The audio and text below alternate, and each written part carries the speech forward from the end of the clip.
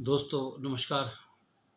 आज एक प्राचीन ग्रंथ जिसका भारतीय जीवन पर बहुत प्रभाव है, भारतीय व्यवस्थाओं में बहुत प्रभाव है, जिसमें निश्चित रूप से हेर-फेर भी की गई है, उसके विषय में बताते हैं। जहाँ से मैं बताना शुरू करना चाहूँगा वह घटना है सन 1932, जापान का हमला चीन पर, चीन की दीवार पर।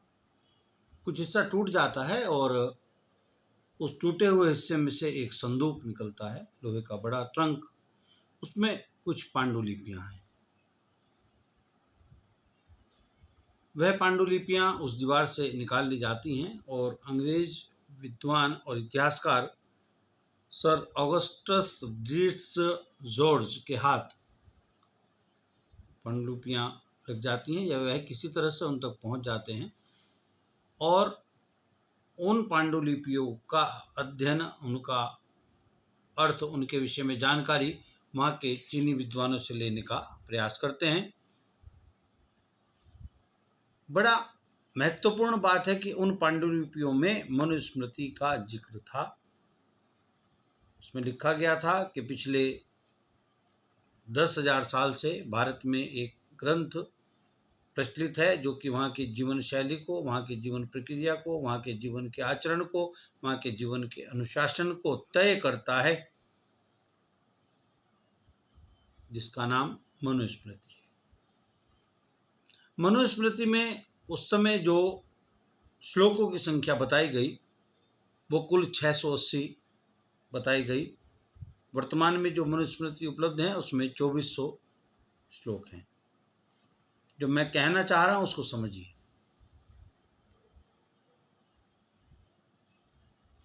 1932 के स्क्रिप्चर्स में जो मनुस्मृति का उल्लेख है उसमें श्लोकों की संख्या 680 है। चीन की दीवार 220 ईसा पूर्व बनी थी। चीन की दीवार 220 ईसा पूर्व बनी थी। आज 2022 चल रहा है। अर्थात यह लगभग 10,000 वर्ष से अधिक पुराना ग्रंथ है।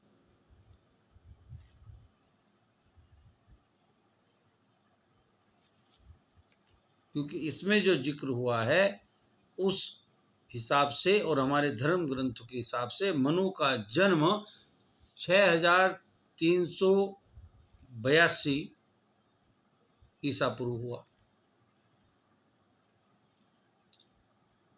मनु के अतिरिक्त 6 मनु और हुए। लंबा विषय। ऐसे में जब जब मैंने मनुस्मृति के विषय में पढ़ा तो मेरे मन में जिज्ञासा हुई, एक धर्म ग्रंथ इस सनातन से संबंधित जिसका आदि या अंत नहीं है, जो इस सनातन परंपरा को मानने वाले लोगों के लिए एक गाइड का काम करता रहा है, एक जीवनचर्या को निर्धारित करने वाले अनुदेशक के रूप में कार्य करता रहा है, उसमें किसी वर्ग या वर्ण विशेष के लिए किस प्रकार से कोई व्यवस्था ऐसी दी जा सकती है जो कि क्रूर होती हो। मनुस्मृति के श्लोक में आता है, प्रत्येक मानव स्त्री या पुरुष जन्म से शूद्र हैं। शूद्र का अर्थ क्या है, जानने की आवश्यकता है।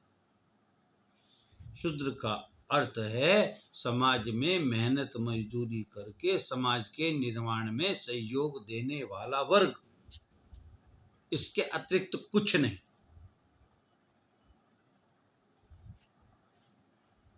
जो व्यक्ति खुद को डेवलप करेगा ब्रह्मा की तरह, ब्राह्मण कहलाएगा, वैश्य कहलाएगा, क्षत्रिय कहलाएगा।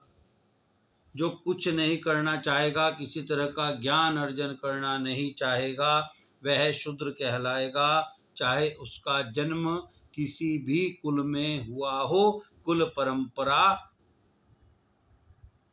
का वर्ण से कोई मतलब नहीं है।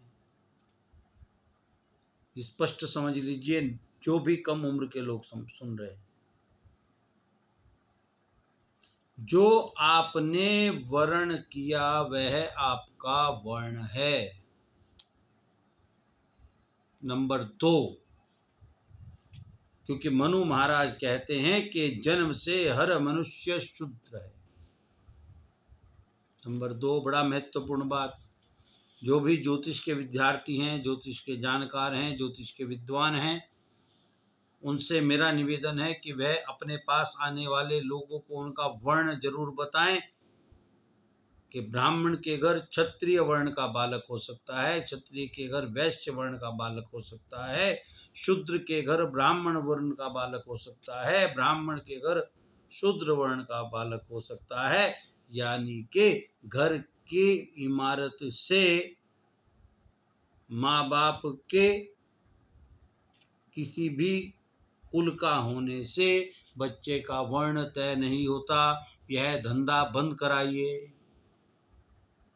आपकी जिम्मेदारी है। अगर आप ज्योतिष के विद्यार्थी हैं, फिर आप नाम के आगे शर्मा जी लगाते हो, गुप्ता जी लगाते हो, वर्मा जी लगाते हो, चंदेल लगाते हो, भाटी लगाते हो, शुक्ला जी लगाते हो, मिश्रा जी लगाते हो, जो भी लगाते हो,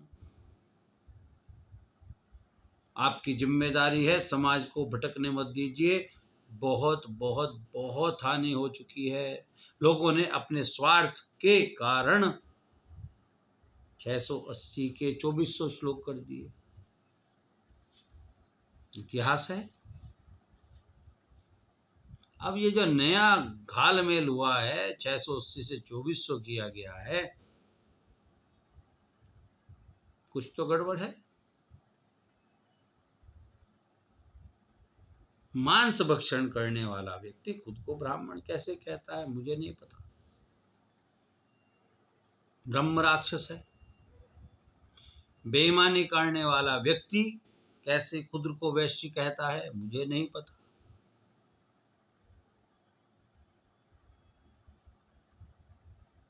किसी के ऊपर वार करने वाला व्यक्ति, किसी को ठगने वाला व्यक्ति, किसी को हानि पहुंचाने वाला व्यक्ति खुद को क्षत्रिय कैसे कहता है, मुझे नहीं पता।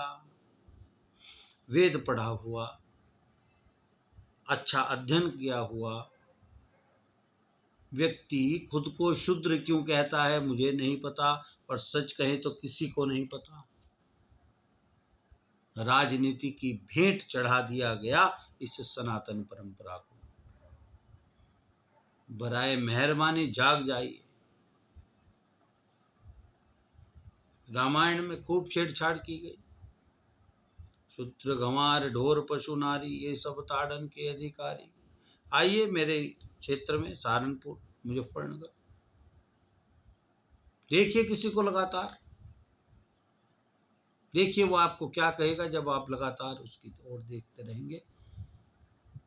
वो आपसे कहेगा के ताड़ रहा है, मुझे के ताड़न लग रहा है। भाई, you are observing me regularly, simultaneously. मुझे लगातार क्यों ताड़ रहे हो, मुझे क्यों देख रहे हो? भैया, आप तालाब के किनारे खड़े हो, आपको नहीं पता कि आप इसमें डूब सकते हो, इसलिए मैं आपको लगातार देख रहा हूं, क्योंकि मुझे लगता है आप तैर भी नहीं पाओगे। भैया, आगे जिस जंगल की तरफ आप जा रहे हो वहां हिंसक पशु हो सकते हैं, इसलिए मैं देख रहा हूं, आपको लगातार ताड़ रहा हूं कि आपका हानि ना हो जाए। ये था ताड़ना, प्रताड़ना नहीं था। धिक्कार है उन लोगों को जिन्होंने धर्म का अधर्म किया। निश्चित ही नरकगामी होंगे। जाग जाइए, उठिए, अपने धर्म को समझिए। मनुस्मृति का PDF जो भी है मेरे पास उपलब्ध है, पर जहां उसमें जाति का जिक्र आए तो समझ लीजिएगा कि जाति जन्म से नहीं होती। जाति जन्म पत्री से होगी, या जाति जो हमने वर्ण किया है उससे होगी, वो हमारा वर्ण होगा। आग्रह है आपसे, आप पीडीएफ मुझसे मंगाएं, मेरे नंबर पर मुझे व्हाट्सएप करें।